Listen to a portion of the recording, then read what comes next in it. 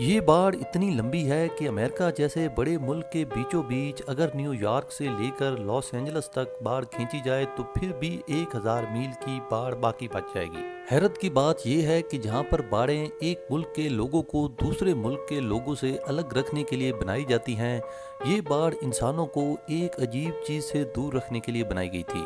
اس چیز کا نام ہے ڈینگو۔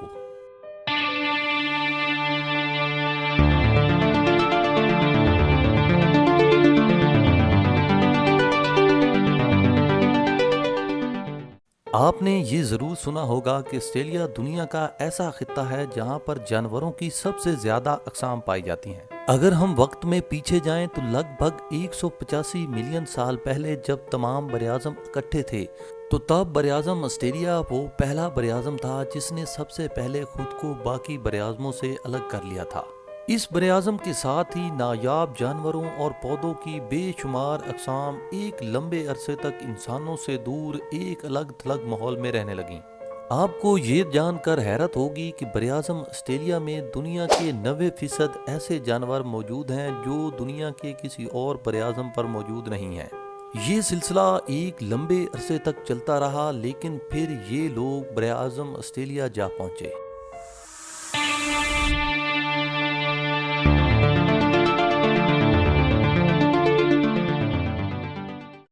سن 1770 میں ایک برٹش نیول کیپٹن جیمز کک اپنے کچھ ساتھیوں کے ساتھ براعظم آسٹریلیا جا پہنچا۔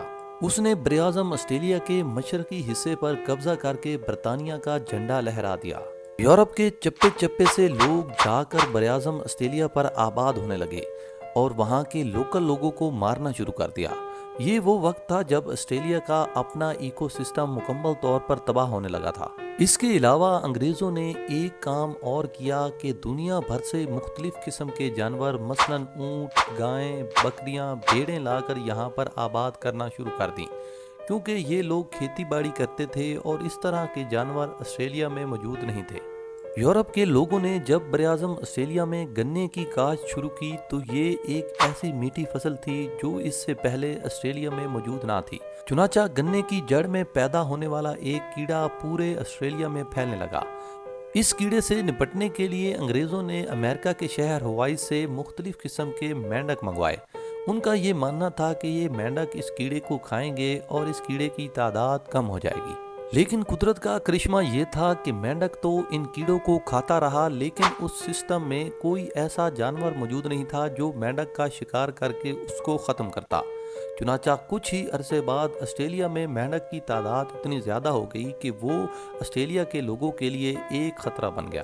آپ کو یہ جان کر حیرت ہوگی کہ آسٹریلیا میں قدرتی جانوروں کا اس قدر راج ہے کہ 1932 میں آسٹریلیا کے کسانوں اور ایموز کے درمیان باقاعدہ طور پر ایک جنگ ہوئی۔ اس جنگ میں کسانوں کی مدد کرنے کے لیے آسٹریلیا کی حکومت نے ہزاروں کی تعداد میں اپنے فوجیوں کو اسلحہ اور گولہ بارود دے کر وہاں پر بھیج دیا۔ ہزاروں کی تعداد میں ایموز کو مارا گیا، لیکن مزے کی بات یہ ہے کہ انسانوں کو وہ علاقہ چھوڑنا پڑا اور یوں ایموز وہ جنگ جیت گئے۔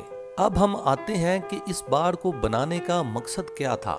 جب یورپ سے آنے والے لوگ آسٹریلیا کے چپے چپے پر آباد ہو گئے تو انہیں اپنی خوراک کو پورا کرنے کے لیے گوشت کی ضرورت تھی، اور یہ گوشت کی ضرورت جنگلی جانوروں سے پوری نہیں ہو سکتی تھی۔ ادھر دوسری طرف اس وقت پورے یورپ میں بھیڑ کے گوشت کو بہت پسند کیا جاتا تھا۔ چنانچہ یورپ سے بھیڑوں کو جہازوں میں لاد کر لوگوں نے آسٹریلیا جا کر اپنے ریوڑ بنانا شروع کر دیے۔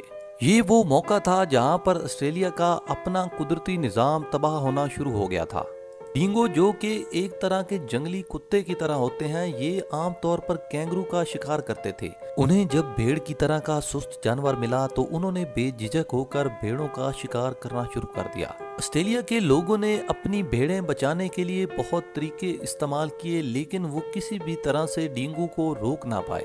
آخرکار آسٹریلیا کی حکومت نے ایک بہت بڑی باڑ لگانے کا فیصلہ کیا، جس میں ایک طرف کینگروز اور ڈینگو ہوں گے اور دوسری طرف کسان اور ان کی بھیڑیں۔ اس باڑ کو بنانے میں ان کو 8 سال لگ گئے، لیکن اس باڑ نے اپنا کام کر دکھایا۔